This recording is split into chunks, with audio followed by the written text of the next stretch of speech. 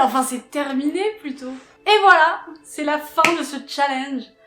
C'est assez incroyable quand j'y pense d'en être ici, parce que bah il y a un mois, j'y pensais pas du tout. Enfin, il y a eu quelques temps de préparation, mais vraiment se lancer sur YouTube, ça s'est fait du jour au lendemain. Du coup, me retrouver à la fin de ce challenge, c'est assez incroyable. Surtout que je me dis que je suis vraiment partie avec rien niveau montage.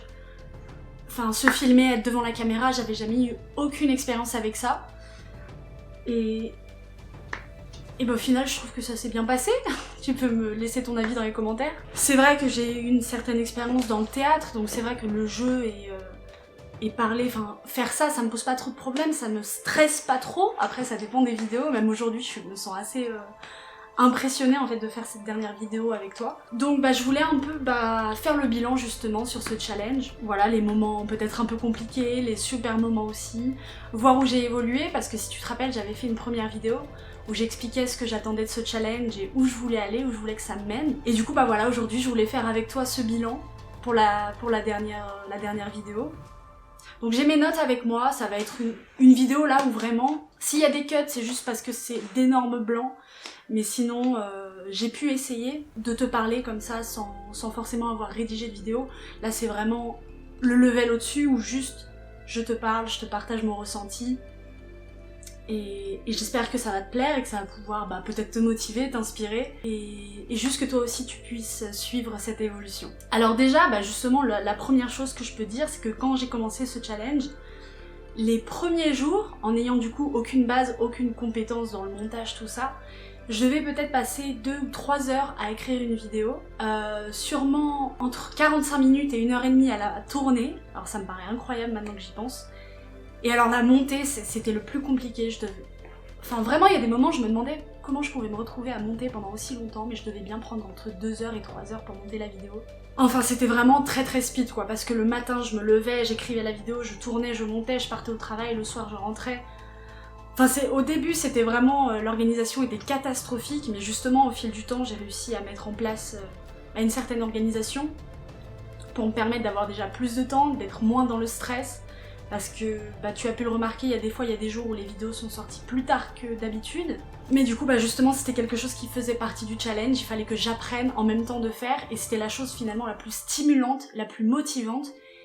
Et en fait je me rends compte que c'est passé super vite parce que justement, et en fait le fait d'aimer ce que tu fais, peu importe le temps que ça te prend, peu importe l'énergie que tu dois y mettre, peu importe que tu dois te coucher tard et te lever tôt, en fait tu fais parce que t'adores ça et parce que déjà il y a cette idée de challenge que tu veux réussir, que tu veux mener à bien. Et du coup c'est ce qui se passait avec moi, c'est que j'ai appris en même temps de faire, mais c'était passionnant et ça m'a apporté beaucoup de choses. Ça j'y reviendrai dans la suite de la vidéo. Mais du coup voilà, pour te donner un ordre d'idée, maintenant pour écrire une vidéo je mets à peu près pas plus d'1h30.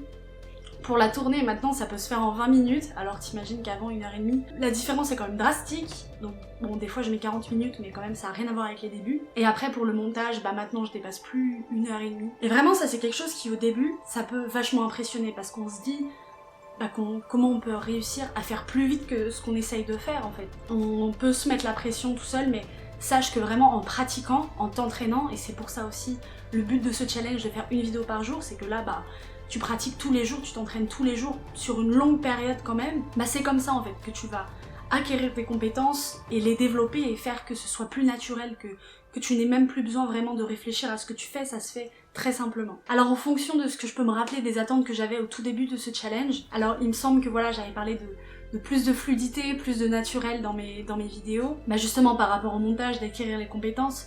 Ça du coup je pense que y a une nette progression, évidemment que je pourrais toujours faire mieux et que par la suite déjà je vais amener peut-être un nouveau concept de vidéo, enfin une nouvelle... Voilà, là c'est vrai que c'était plutôt statique parce que c'était les débuts et que je voulais aussi me laisser le temps de faire des vidéos sans non plus essayer de faire trop tout de suite, parce que comme j'ai pu t'en parler dans les notions que je te partageais, faire trop tout de suite c'est aussi prendre le risque de se décourager et de se faire peur, et donc là je voulais déjà prendre les bases. Et ensuite, on aura tout le temps de faire plus, de faire mieux. Le fait de pas se laisser le choix et de devoir le faire, ça montre qu'en fait, tu es capable. Là, Techniquement, du jour au lendemain, je me suis dit, je fais une vidéo par jour. Je me suis pas demandé si c'était possible ou pas, si j'en étais capable ou pas. Non voilà, je me suis pas posé toutes ces questions. Et ça m'a prouvé, je me suis prouvé à moi-même en fait que j'en étais capable. Parce que si tu te demandes pendant trop de temps, est-ce que j'en suis capable, est-ce que ça va marcher, est-ce que je vais y arriver, est-ce que je peux, est-ce que je suis légitime, non. C'est en fait, c'est quand tu te laisses pas le choix, que tu te montres, que tu te prouves à toi-même, que tu découvres que c'est possible. Et ensuite, dans mes attentes que je n'aurais peut-être pas soupçonnées, ça m'a vraiment aussi donné l'opportunité d'identifier mes besoins personnels. Les besoins que j'ai dans mon quotidien, donc que ce soit du coup personnel ou professionnel, les habitudes que je dois prendre pour me sentir bien et pour pouvoir être productive, créative. Ça m'a aussi permis d'approfondir mes valeurs.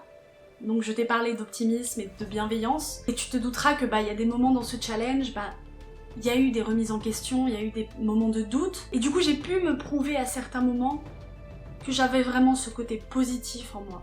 Parce que ça peut prendre du temps évidemment, mais j'arrivais à voir le bon côté des choses, à trouver une solution, et à faire en sorte que les vidéos soient là, que je parle de tout ce que j'avais envie de parler, et que je te le partage. Et aussi surtout quelque chose de très important, et comme tu le sais, j'ai décidé d'arrêter mes études pour me plonger à 100% dans mes projets. Et là au moment où je te parle, on est en janvier 2021, donc j'ai décidé d'arrêter mes études à la rentrée de septembre 2020. Et pendant toute cette période, j'avais une idée de où je voulais aller dans ma vie. Voilà, j'avais un but de liberté, j'avais envie d'être libre, de pouvoir voyager, parce que ce sont des choses qui m'animent dans ma vie et des choses que je veux réaliser. Mais voilà, parfois on a des buts et on sait pas forcément quel chemin emprunter pour y arriver. Donc j'ai eu l'occasion de tester certaines choses qui ne m'ont pas forcément convaincue. Et j'avais toujours un peu dans la tête cette idée de créer une chaîne YouTube. Pour pouvoir partager mes expériences et qu'on puisse m'en partager en retour, pour pouvoir communiquer avec le monde, apprendre de nouvelles choses d'autres personnes, découvrir de nouvelles cultures, Et du coup je l'ai fait et ce challenge ça m'a vraiment prouvé que ce que je fais maintenant, faire ces vidéos, faire ce travail sur moi, faire des recherches sur des notions pour qu'on puisse mieux se comprendre, mieux s'accepter, mieux évoluer, c'est quelque chose vraiment qui me passionne et c'est quelque chose vers lequel je veux tendre avec toi. Et faire ce challenge du coup ça m'a vraiment montré que c'est ce que j'aime faire.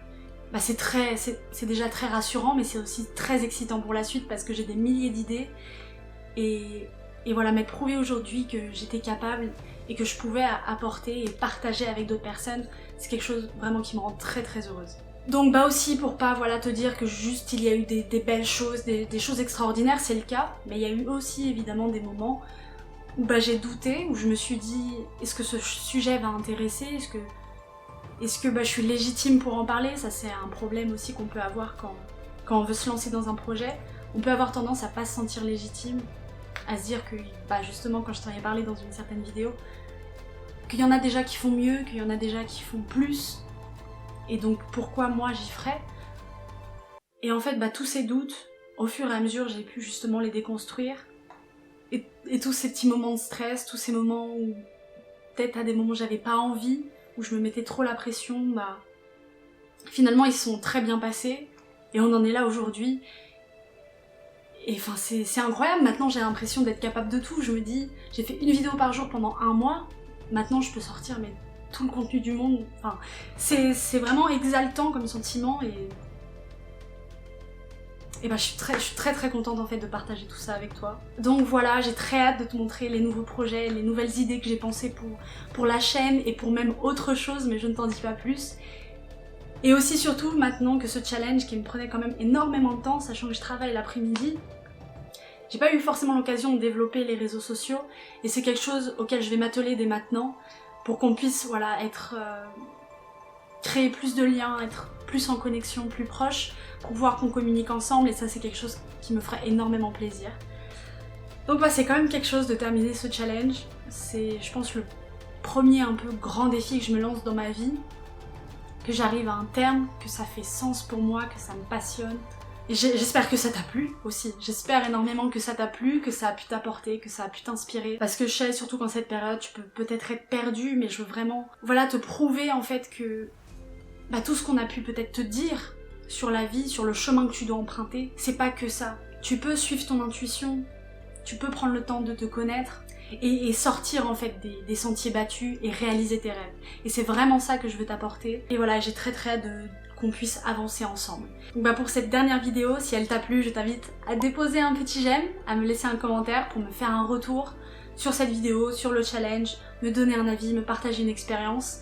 Et si tu es convaincu maintenant qu'on parvienne ensemble à affirmer nos choix et nos rêves auprès des autres, n'hésite surtout pas à t'abonner et à activer la cloche. Et je te retrouve bientôt.